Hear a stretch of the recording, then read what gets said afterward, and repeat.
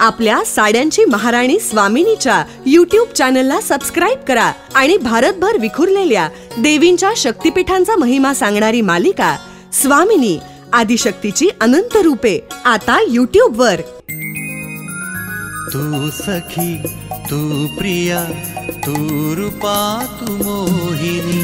स्वामिनी स्वामिनी स्वामिनी. स्वामिनी अत्याधुनिक आणि पारंपरिक साड्यांचं विलोभनीय दालन. तुमची आवड जाणणारं, तुमचं सौंदर्य उजळवणारं स्वामिनी. सौभाग्य सुंदर लेऊनी बसने उभी मन भावनी. स्वामिनी विझिलँड बिल्डिंग, कुमठेकर रोड, पुणे. साड्यांची महाराणी स्वामिनी.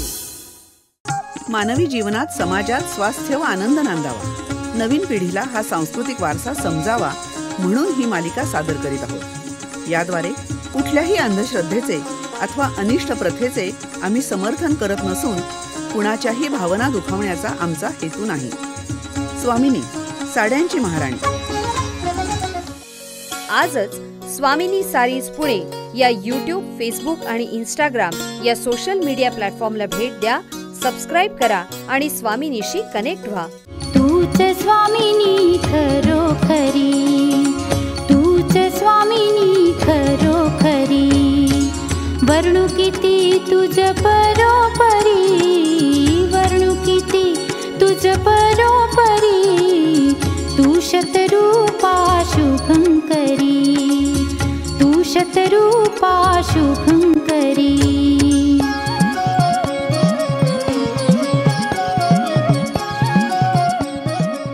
हंसाली नावाचं कटरे शेजारचं छोटंसं गाव फार सुंदर होतं. तिथे वैष्णोदेवीचे परमभक्त पंडित श्रीधर राहत होते. ऐश्वर्याचा, ऐहिक उपभोगांचा लोभ त्यांना मुळीच नव्हता. पण त्यांच्या घरी लहान बाळाची चाहूल नव्हती. देवीचं रूप समजून ते कन्यापूजन करत असत. एक दिवस कन्यापूजनाच्या वेळी वेगळंच काहीतरी घडलं. एक मुलगी नव्यानंच त्यांना पंक्तीत बसलेली दिसली. तिचे पाय त्यांनी धुतले, तिला नमस्कारही केला. पण ती मुलगी कोण, कुठली हे त्यांना काही केलं आठवेना. त्यांनी नेहमीसारखं मुलींना जेवू घातलं, दक्षिणा दिली आणि सगळ्या भरकन उडून घरोघरी पळाल्या. मात्र ती नवी अनोळखी मुलगी तिथंच राहिली. तशीच बसून राहिलेली ती मुलगी पाहून श्रीधरांना आश्चर्य वाटलं. त्यांनी विचारलं, तू कुठली बेटा, कुणाची मुलगी तू, घरी नाही जायचं? मुलगी उठली, म्हणाली, आसपासच्या गावांमध्ये आणि या हंसालीमध्ये सगळ्या ओळखीच्या माणसांना निमंत्रण द्या. उद्या तुमच्याकडे मोठा भंडारा होणार आहे. जाते मी. आणि ती छोटी मुलगी निघून गेली. अवाक होऊन पंडित श्रीधर पाहतच राहिले. कोण होती? मलाच आज्ञा करून गेली. गाव जेवणासारखा इतका भव्य भंडारा कसा काय करू मी? उद्या जर खरोखर इतक्या लोकांना मी भंडाऱ्याला बोलवलं तर त्यांना वाढण्या इतकं जेवण कुठून आणू? मी सामान्य माणूस, अगदी फाटका. माझ्यापाशी आहे ती फक्त देवीची भक्ती. पण मग ती मुलगी, देवी म्हणूनच तिचीही पूजा केली आपण. आता तिची आज्ञाही मानलीच पाहिजे. पुन्हा एकदा श्रीधरांना त्या लहान मुलीचा दिव्य चेहरा आठवला आणि निश्चिंत मनाने ते उठले.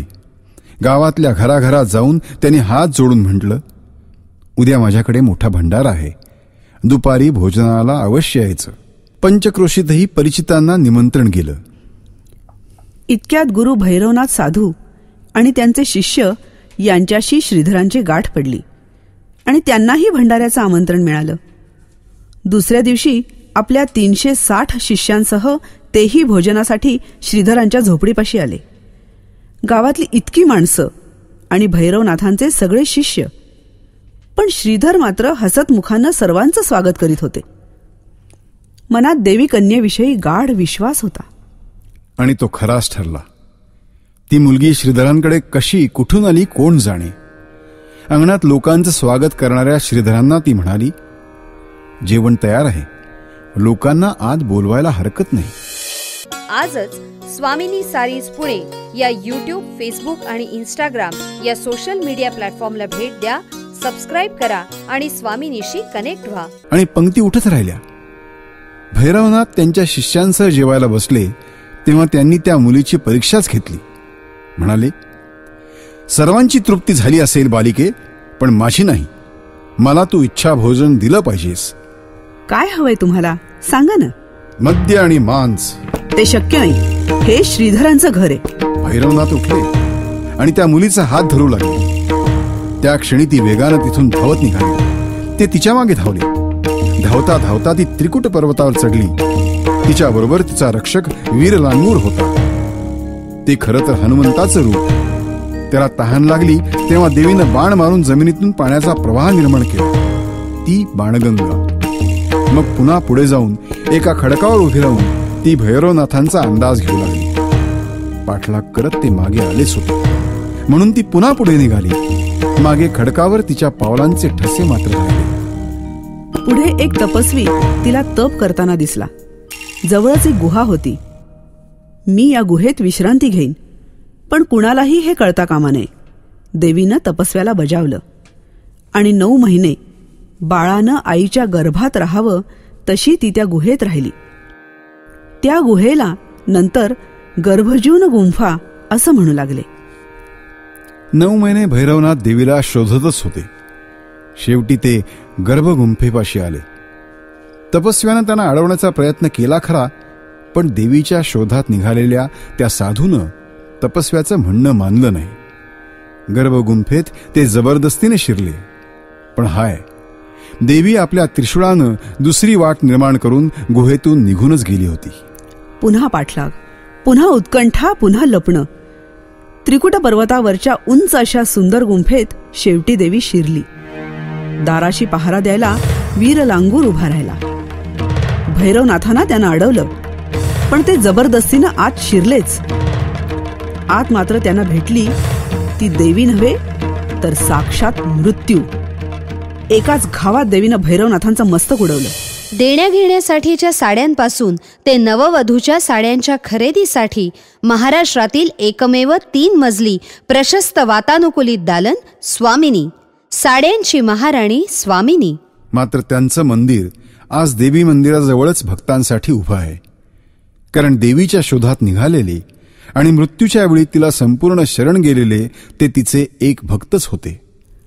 असं सांगतात की देवीच्या पदस्पर्शानं आणि वास्तव्यानं पावन झालेली सगळी स्थानं पंडित श्रीधरांनी शोधून काढली.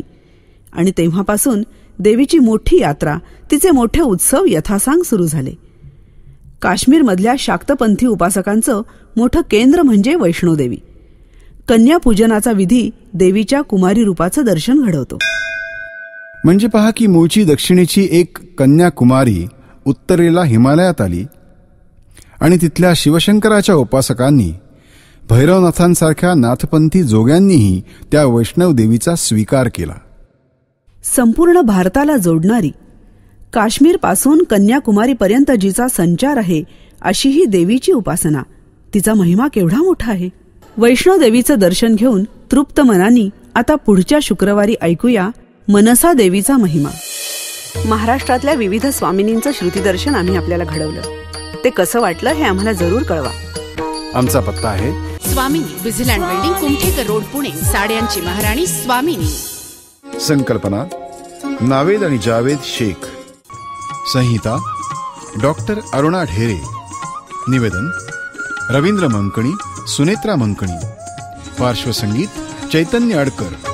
निर्मिती रोहन्स आय. निर्मिती व्यवस्था शेखर काळे. ध्वनी व्हायब्रेनिया स्टुडिओ. आपल्या साड्यांची महाराणी स्वामिनीच्या YouTube चॅनलला सबस्क्राईब करा आणि भारतभर विखुरलेल्या देवींच्या शक्तिपीठांचा महिमा सांगणारी मालिका स्वामिनी, आदिशक्तीची अनंत रूपे आता YouTube वर. तू सखी, तू प्रिया, तू रूपा, तू मोहिनी.